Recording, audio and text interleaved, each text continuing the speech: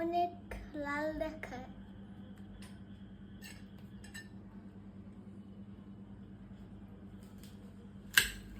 Areca পছন্দ করে, but গাছেরটা বেশি, নিজেদের গাছেরটা খুব বেশি পছন্দ করে। এটা খুবই মিষ্টি আল, যে কারণে এটা পছন্দ বেশি। কি সুন্দর কাটতেছে মাশাআল্লাহ। ওকে, এখন খুলে খাম, খুলে দিব? পারবো। এই যে, ও এরকম? এই যে এরকম নাও, দেখতেও শান্তি লাগে।